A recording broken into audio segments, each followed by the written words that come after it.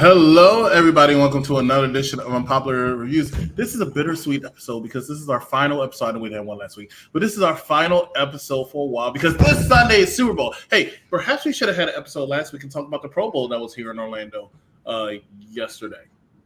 No, nobody was interested. Anybody watch it? Hell no. No.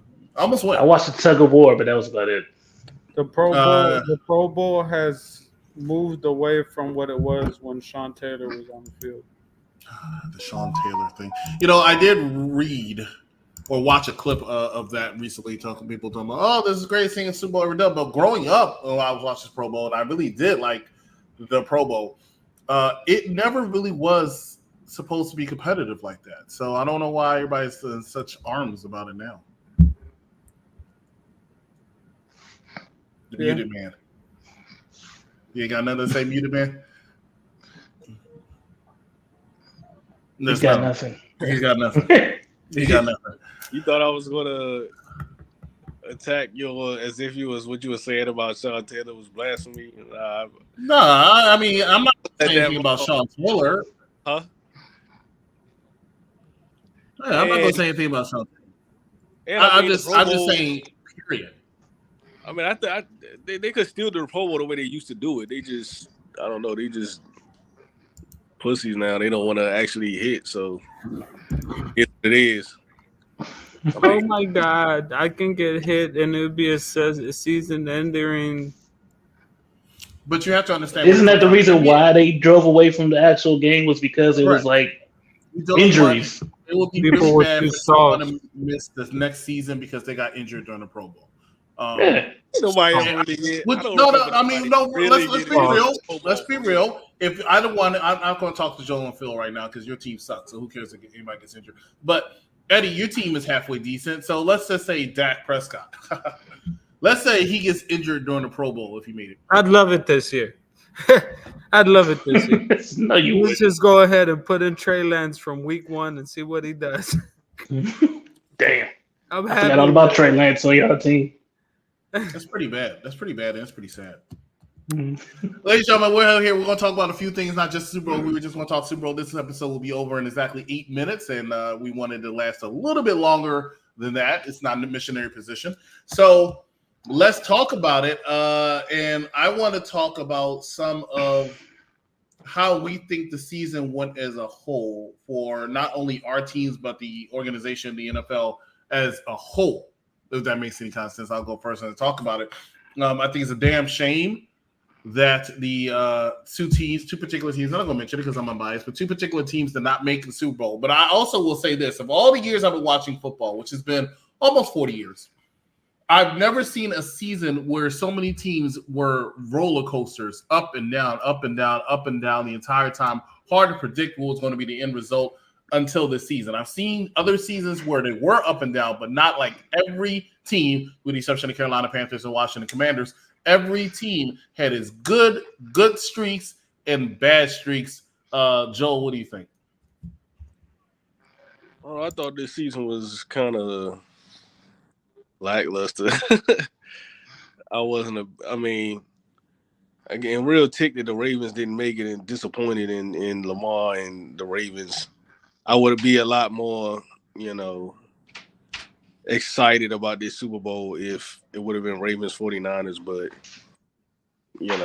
Ravens failed the city and now it's like whatever. I mean, I'm still watch, but I don't really want to see the Chiefs again in the Super Bowl, but it is what it is. They deserve it. All right, Eddie, what are your thoughts? Overall, the season, what can I say? There's plenty of things that they could have done better. There's plenty of things that they kind of pretty hit on the mark with. One of the concerning things that I will say is the how they amassed QB injuries this year and injuries in general. Not only injuries, but one of the main things I think that the NFL needs to go into the drawing board and really pinpoint how they're going to try to get this taken care of is these officiating calls.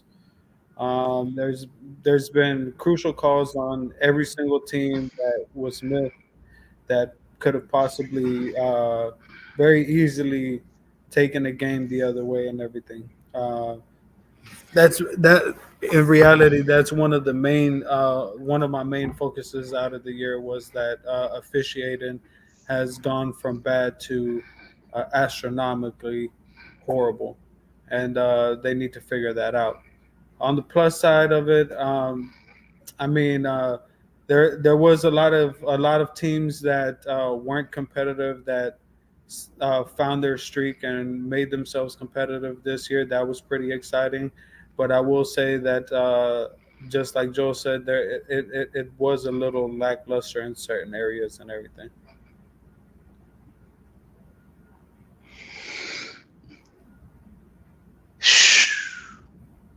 Could the NFL writing be any worse than what it was in the playoffs? Well, if there was any year that people could think that it's legitimately scripted, it's this year. Yeah, because now you got the Taylor Swift fan base coming over. Like, oh, look at all these viewers that we have here now.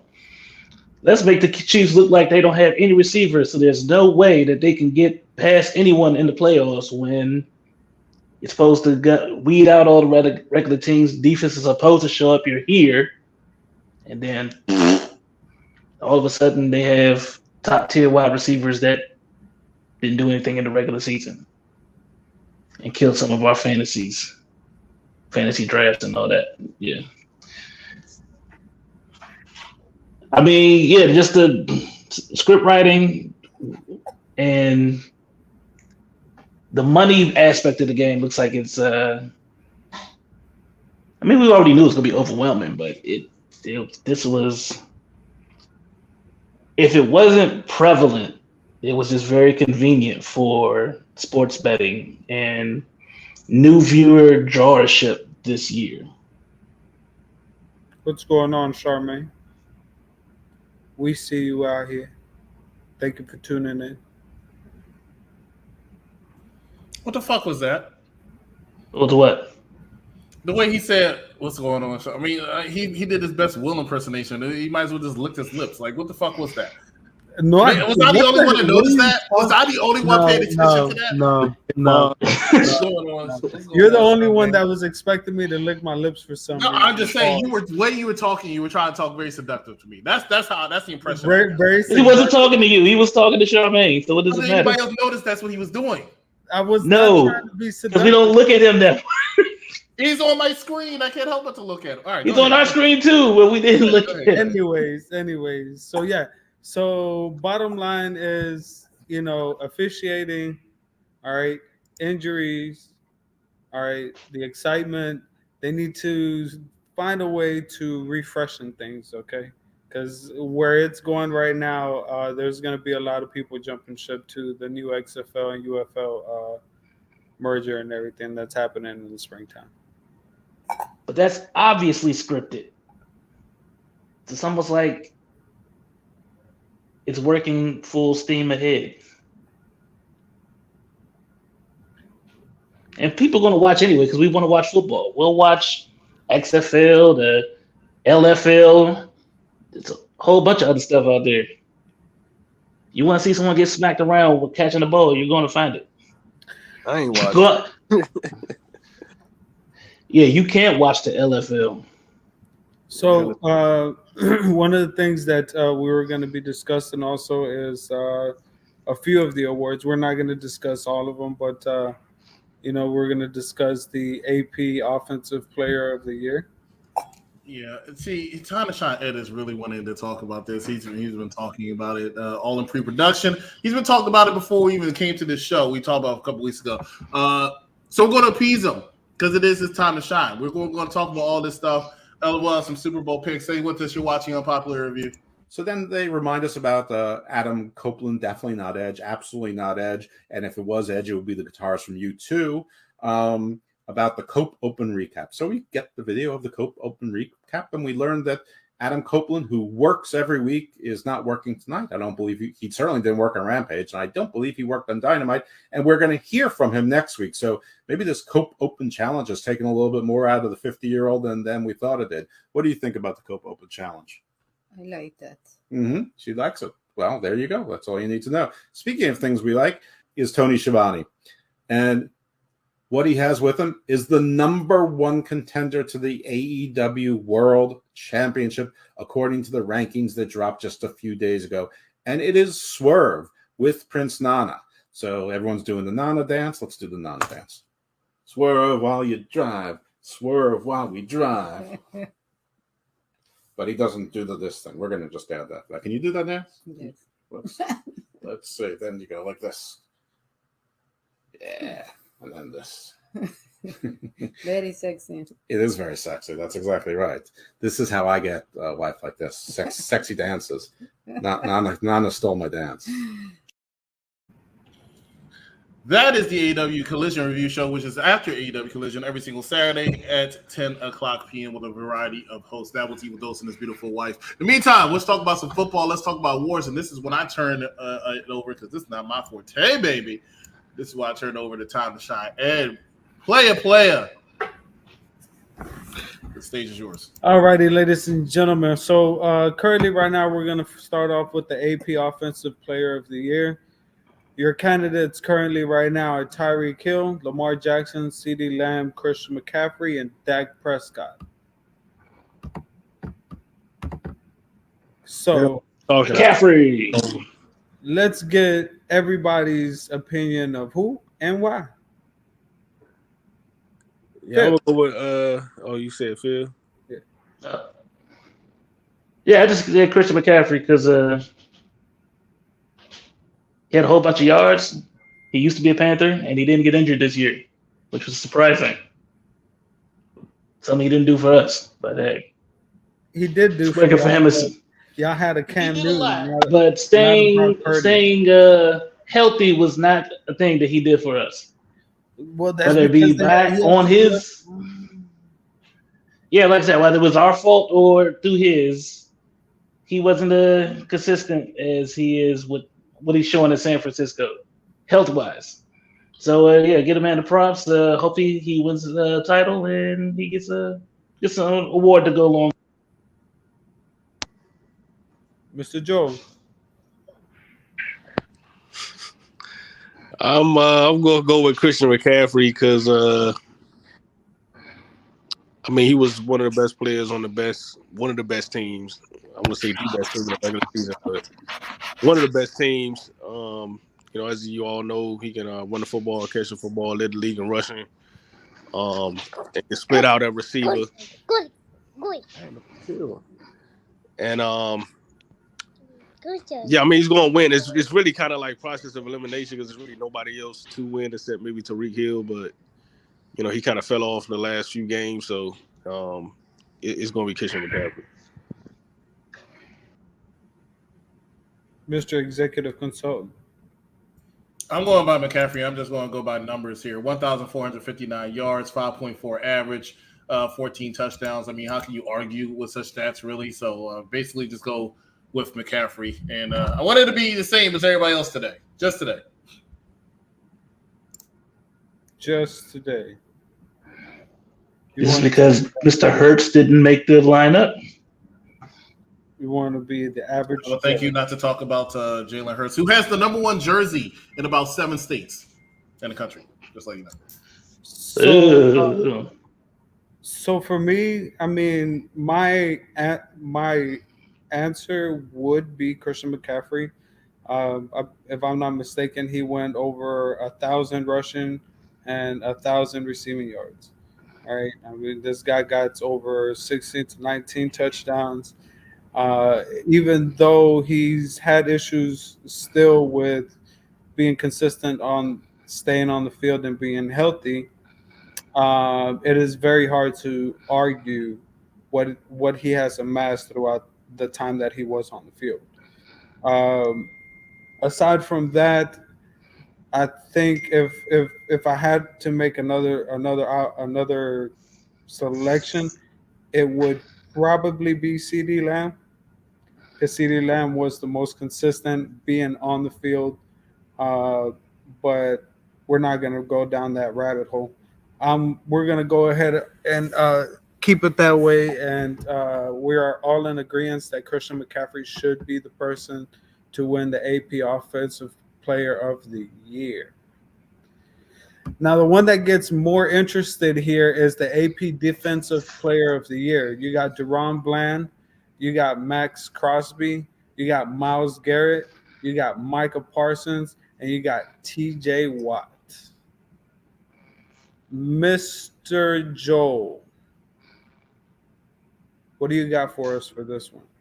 If it was up to me, it would be Myles Garrett because that dude is a beast and really basically unstoppable. But the selection is ultimately probably going to be TJ Watt since he got 19 sacks. So just looking at the stats, it'll be TJ Watt, but it should be Myles Garrett. Well, it's just going to be TJ Watt. Okay. Consultant? You know, I love this group because I always said that they were intelligent, and I went with Christian McCaffrey because I didn't want to be different. Looks like I'm going to do the same here for the defense. TJ Watt, I mean, you know, what an amazing player! What an amazing player! He goes up 19 sacks, right? 19 sacks. How many games are in the season? Do you know how many games are in the season? That's right, Black Power, brother. You know how many games are in the season? Huh? Do you? You don't know? 17, sir. Oh, 17. You add 2 more, and you get where TJ Sacks. I'm sorry. I called him TJ Sacks. TJ Watson. Okay. That was interesting. Go ahead, Phil. Enlighten us. Yeah, if it wasn't a numbers-driven thing, you can go with someone else because it'd be like with Miles, with his production that he's done on the field, it made Cleveland relevant again. You thought it was going to be with the addition of Deshaun Watson. That hasn't panned out this way. This team still has a killer defense that shined this year. Didn't get all the way and didn't have as much help as I thought they was going to have on the other side. Then you got Vegas, who had the whole Derek Carr debacle, losing the head coach and the GM early in the season. What was there to watch other than, oh, snap, here, look at what Max Crosby's doing with almost a team full of replacements. But you lumped up Antonio Pierce in that, and they became interesting. But you had Max Crosby for everyone to feed off of, and they shined. But yeah, it's a numbers game, so I'm gonna go TJ Watt as well. Oh my God, you guys are so dry. Anyways, go on and tell us why it's gonna be Micah Parsons for you. Whoa! First of all, no. I love Micah Parsons, and even though there is an argument for Micah Parsons to be it, because he is the number one, he is the leader in QB pressures in general. So that means nobody gets QB pressures are not measured for the award just yet. That might be coming down the pipe soon. The pressure alone causes quarterbacks to throw interceptions, fumble balls, make mistakes, miss plays, throw late, so it matters. But my argument wasn't for Micah Parsons. Micah Parsons should not be the defensive player of the year, nor should it be lonely Mr. Matt Crosby that out of nowhere he came out, even though he's in one of the crappiest, most disappointing teams of the year. Okay. TJ Watt, yeah, he got the numbers. He has the numbers. He got the sacks and everything. But he's almost in the same boat. If he didn't have Hightower, okay, what's the dynamic? Who you going with? It's about bringing something new to the table. It's about breaking records. It's about making the fans feel the intensity of what you did. And with that being said, I go with Deron Bland for a Defensive Player of the Year. Whose argument you just got finished killing because Micah Parsons was putting all the pressure on the quarterbacks for them to throw the interceptions. Without Micah, there is no Deron. Look, you just killed your own argument before you even said it. No. Yes, you did. No. Because the difference is we are talking about pick sixes, not just interceptions. We're talking about pick sixes. That means that you find a way to get your hands on the ball, get back up, and run it back for a touchdown. The last record short out routes where there was no one in front of him. Granny he still had to be fast, but the last record that stood was 4. He beat it by 2. Okay. I ain't gonna lie, that's six defensive touchdowns. That's a Hall of Fame career right there. Hall of Fame career in a season. In one season. But then again, defensive touchdowns is kind of a little flukish though at the same time. So, no offense. Yeah, I mean it could be something as simple as somebody missed their freaking tackle or something like that. Like let's be real. But you can't take it away. You can't take it away when it gets done because it is still a very, very hard thing to do, to take the ball and go down the field defensively and consistently throughout the year. All right, so the last one before we take our commercial break, the last award that we're going to discuss is the Offensive Rookie of the Year. I think we all know who pretty much everybody's going to run into here, but I still like to hear you guys' opinion on this. So your players are Jahmyr Gibbs, Detroit Lions running back, Sam Laporta, Detroit Lions tight end, Luka Nakua, and Bijan Robinson and CJ Stroud. Bijan made finalists? I guess I'll go ahead and start this one, and I'll start off by saying, what the hell is Bijan Robinson doing on the list? All right, I'm pretty maybe because of how much he was playing disguise for other people on the Falcons team. Like he should have had much better numbers than he did, but that scheme just sucked. And who picked up Arthur Smith as their offensive coordinator? Who? Somebody picked up Arthur Smith as their offensive coordinator. And I don't know what the hell they were smoking on when they decided that. They were thinking that they want to get the number 1 draft pick in 2025. So was Chicago? Probably. Whee! So, truth be told, there's very, very little argument here. I mean, the closest argument that you have here is Puka Nacua with the Los Angeles Rams.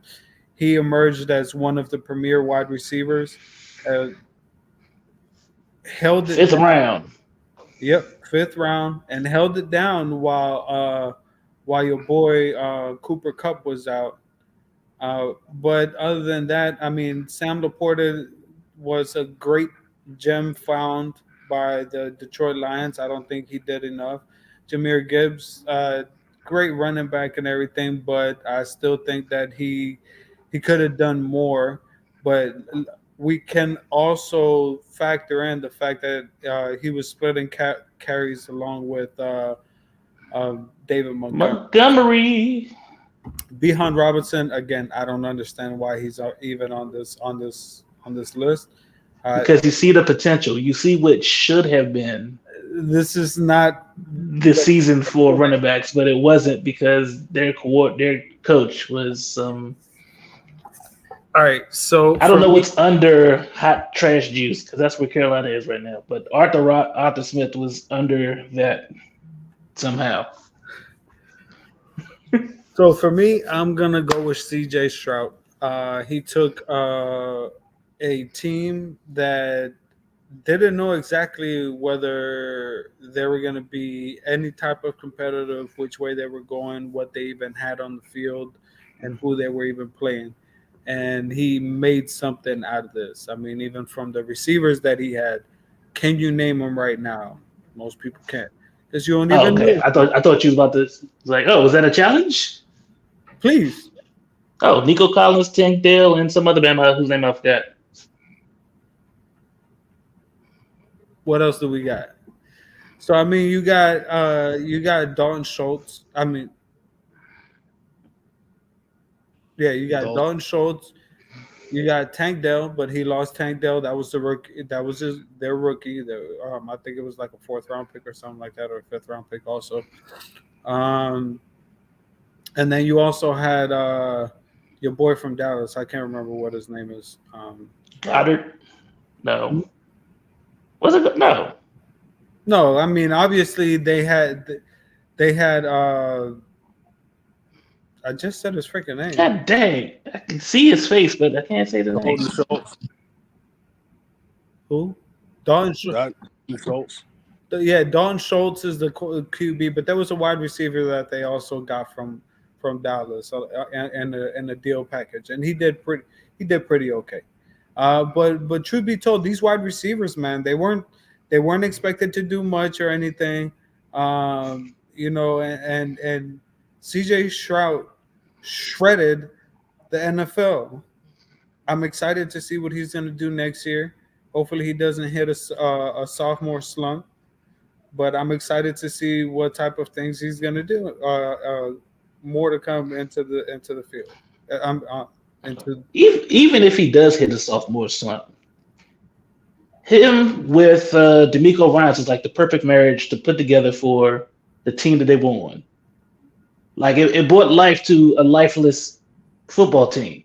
And it shows what happens when you give one of these young coaches who's hungry a chance versus all these dang on retreads and, oh, we've seen what they've done in football for 15 years. Let's bring them over here to see if they're going to change their ways.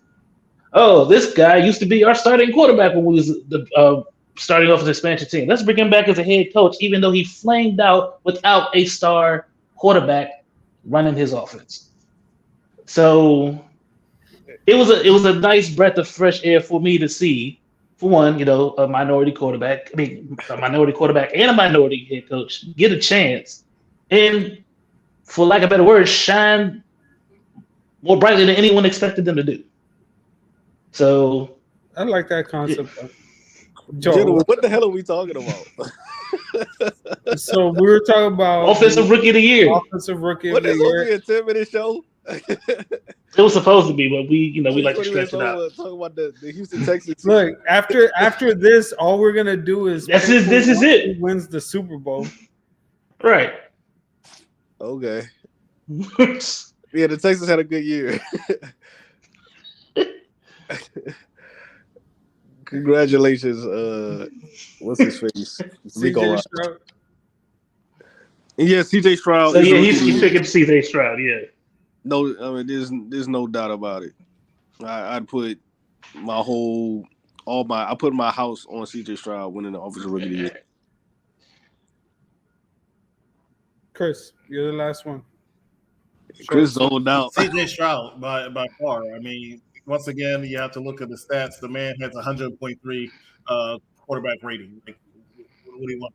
So, well with him, he took a team that I thought was tricky, but he took them a lot farther than I thought he would have been able to make. Some people actually predicted it for the Super Bowl. I don't know why. It should have been the Steelers. He did the job. He did the job. He did a fantastic job. So that's going to be my pick. Alrighty. And lastly, ladies and gentlemen, the pick that we've been waiting for. Yeah, we are looking for the answer, and we shall find the answer here Sunday night. San Francisco 49ers versus the Kansas City Chiefs. The Kansas City Chiefs. My man. Pause. Anticipation. When we come back, San Francisco 49ers. You waited that long? I tried to say something. That long? Ladies and gentlemen, we'll come back and we'll talk about some Super Bowl this coming Sunday. Looking forward to it. Andy Reid's Kansas City Chiefs, some stupid San Francisco 49ers. Stay with us. You're watching Unpopular Review. Vinny, please rant on. Okay. I'm going to give you guys the benefit of the doubt that the promo was good. Okay. The promo worked tonight. All right, I'll give you that. But I'm going to give you the fact that Peraza was correct when she says delusional shame is what she is. She comes out flocking like a fucking bird, like a bird coming down from Philadelphia. She comes out flocking like what the fuck are you flocking about? Like what are you doing? I mean, if this is our AEW World Champion, shame on AEW for this shit. Shame on them. Because I'm gonna tell you what, she had a good promo tonight, but every other night that she's on there, I want to vomit and crush my penis with a fucking hammer. You know, I think we all want that. That's how bad. That's how bad this is, bro. That's how bad it is. Honestly, I mean, come on. If I have to watch somebody like Goldust, do we have TVMA that we can? I have to watch somebody like Goldust, split screen, half black and white, half color. Chris, you have your commercial. And then she wrestles in black and white. What is this shit? This is garbage. She wrestles in Technicolor, by the way. She doesn't wrestle. Oh, Technicolor. Yeah. It's garbage. Yeah, and what is flocking? I was afraid to ask. Is that a word she you was could fucking use? flocking. What the she fuck came does out like flocking this mean? with wings, like she was a fucking bird. Go back to the nest. AEW Dynamite episode immediately after AEW Dynamite with none other than Dan the Man as well as Vinny LaSpada. So touch that every single Wednesday immediately after 10 o'clock. Let's talk the Super Bowl though. Eddie, back to you. Kansas City, San Francisco. Yes, so as we were saying, this Sunday night we find out who will be our 2023-2024 Super Bowl champs. And we changed the script at the last second because people found out about our scheme. No, but seriously, we can't let the colors dictate who goes anymore. Right. So San Francisco 49ers versus the Kansas City Chiefs. Surprisingly, the Kansas City Chiefs are the underdogs by a small margin, but still, Patrick Mahomes being the underdogs is normally not a normal routine. Mr. Consultant, what do you have for us in this game?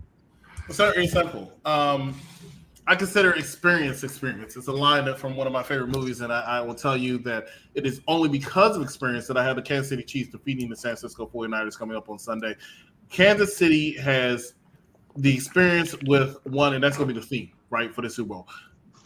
The experience of one Andy Reid, one of arguably the greatest coaches of all time. Two great franchises. As well as Patrick Mahomes, arguably already one of the greatest quarterbacks of all time. It is because of that experience that's going to give me the edge over the inexperience of the San Francisco 49ers coming up on Sunday. It is also that which is going to make me say this very bold prediction. Shout out to Joe. Bold prediction. If this game is close, and when I mean close, I mean within a touchdown or less, Kansas City picks up the victory. If this game is going to be a blowout, San Francisco is going to win. I predict a close game. I predict Kansas City is going to stay with it into the end. Kind of like that bullshit they did last year where they cheated the Philadelphia Eagles out of the Super Bowl. But I predict the Kansas City Chiefs to pull out the victory this Sunday, and they're going to be your repeat Super Bowl champions. You're welcome. Mr. Charles. I've been rolling with San Francisco since the preseason. Ain't no reason to stop now. So go to 49ers. Mr. Harris. Yeah, this is a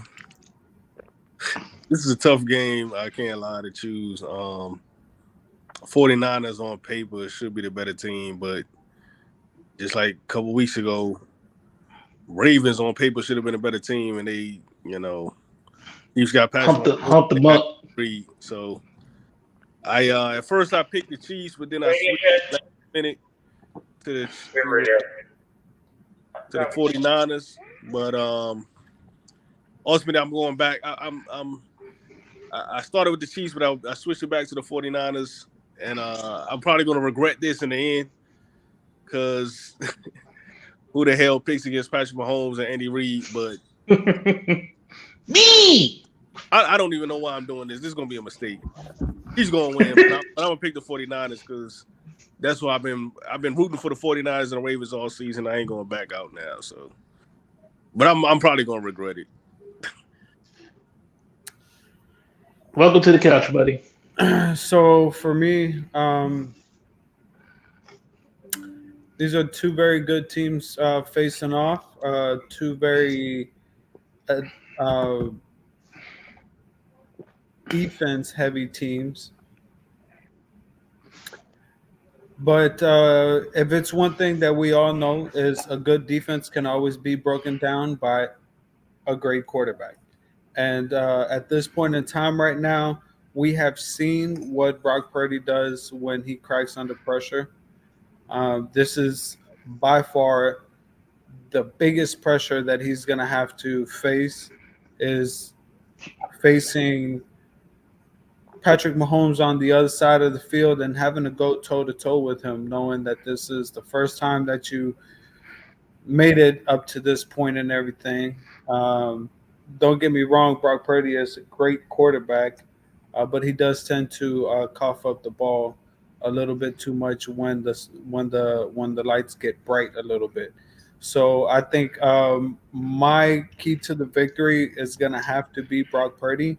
If Brock Purdy actually comes in and showcases himself to be the QB that we've all made him out to be throughout the year and a half that he's been in the field, I think that this game is going to vote over to the San Francisco 49ers. However, seeing and understanding what's going on here, Andy Reid has very, very rarely failed at the opportunity of scooping up a Super Bowl once he gets to the Super Bowl. And Patrick Mahomes, we all know that Patrick Mahomes, even if he has to run the ball his daggone self, that boy's a dog. Okay, he is not one. I know he looks like one of them soft, little prissy kind of prima donna quarterbacks, but that boy will put his shoulder pads down and he will get those yardage that he needs in order to keep a drive alive. And that's what I'm looking forward to in this game for the Super Bowl. So my pick is definitely going to be that of the Kansas City Chiefs. Closing thoughts, anybody?